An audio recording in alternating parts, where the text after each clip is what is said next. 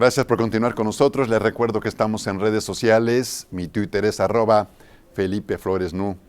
Y a finales de octubre pasado, el senador del PRI, Omar Fayad, presentó una iniciativa de ley para prevenir y sancionar los delitos informáticos. Días después, el propio senador retiró su propuesta ante una desbandada de críticas y comentarios adversos, especialmente en redes sociales, con el argumento de que esta ley pretendía limitar la libertad de expresión. El propio senador explicó que hubo una mala interpretación, que no hubo ninguna intención de censurar a los internautas y dijo que el propósito era tipificar conductas delictivas que se cometen precisamente a través del Internet. Para comentar este tema, hacemos contacto vía Skype con el doctor Juan Manuel Mecinas Montiel, investigador y académico del CIDE. ¿Qué tal? Buenas noches, Juan Manuel. ¿Qué tal, Felipe? Buenas noches. Juan Manuel, te preguntaría en primer término, ¿es necesario o no legislar en materia de uso de Internet en México? ¿Hace falta regular la regulación de los contenidos? En parte sí, porque el Internet es una arena del caos si nos guiamos por la, por la sentencia del Tribunal Supremo de los Estados Unidos, ¿no? Pero es un caos que necesita ordenarse porque en ese existen riesgos y los riesgos en muchos casos atacan a grupos muy vulnerables, ¿no? Como son los niños. Estoy pensando en el caso del bullying, ¿no? Estoy pensando también en casos como la pornografía.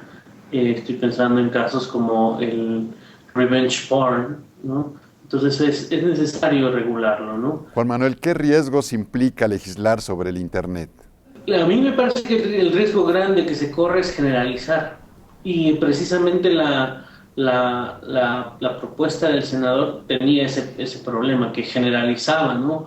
Y decía, no puedes, que tú vas a sancionar a todo aquel que difunda un contenido ilegal. Y eso es a veces imposible, ¿no? Habría que especificar un poco más, ¿no? Con el riesgo de que se corre cuando se especifica de decir, eh, tenemos que combatir tal y tal delito. Lo que tendríamos que buscar es realizar un código nuevo, digamos, exclusivamente en materia de Internet. No puede haber una ley tan genérica, ¿no? Pensemos en un código penal, por ejemplo. Otro de los riesgos, y esa fue quizá la queja más concurrente de los usuarios, es que se podría limitar la libertad de expresión. ¿Tú crees que eso puede ocurrir? A mí me parece que los riesgos van en dos vías, ¿no? El primero es el que acabas de mencionar, el de la libertad de expresión, ¿no?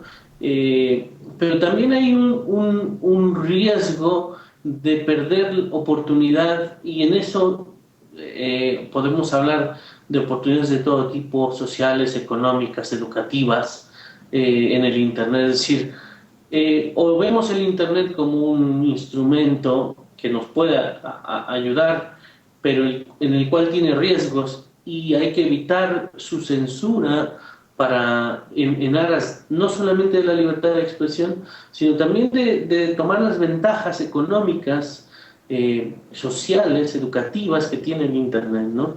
Si estamos permitiendo que el Internet se use por parte de la autoridad para precisamente coartar la libertad de expresión o coartar las oportunidades que permite un instrumento de este tipo, es cuando esa es la razón del temor social, ¿no? Y hay el temor por parte de la autoridad, ¿no? Hay temor por parte de la autoridad en una parte fundado en el sentido de no poder en determinado momento responder a los problemas que plantea el Internet, como en los casos de la pornografía infantil, en los casos del bullying, ¿no? Y hay otro temor, ¿no? Mucho más político, y ese es el que hay que desterrar de la legislación, ¿no? Ese es el que hay que desterrar de la regulación. No se puede permitir que este sea un instrumento político. Tiene que ser un instrumento que permite el desarrollo, por una parte, de los internautas, y por otra parte que permita también el control para evitar los problemas delictivos a los que nos enfrentamos en la red, ¿no? Muy bien, Juan Manuel. ¿Algo más que quisieras agregar de este tema? No, solamente te agradezco mucho y precisar que la regulación es necesaria, ¿no? Las generalidades, toda norma es general, ¿no? O debe ser general. Y las generalidades que tiene la red eh, tienen que analizarse caso por caso. No podemos hacer una regulación para toda la red, para todos los sitios, para todos los supuestos. Yo creo que quien quiera abordar el tema tendrá que hacerlo de una manera mucho más responsable que lo que trataba o lo que pensaba el senador en su propuesta, ¿no? Gracias, Juan Manuel. Buenas noches. En otros asuntos, la Secretaría de Energía otorgó la primera concesión por 30 años para operar un campo de Nayarit a una empresa del Grupo Salinas. Esta concesión le permitirá a la empresa Geotérmica para el Desarrollo, subsidiaria del Grupo Dragón, explotar el campo Domo de San Pedro, que se ubica en el municipio de San Pedro Lagunilla, Nayarit. El secretario de Energía, Pedro Joaquín Codwell, reveló que la inversión inicial para el proyecto asciende a los 2.600 millones de pesos. De acuerdo con José Pablo Fernández, director de Geotérmica para el Desarrollo, el proyecto de generación a base de vapor entrará en operación en el verano de 2016, una primera fase con capacidad para generar 25 megawatts.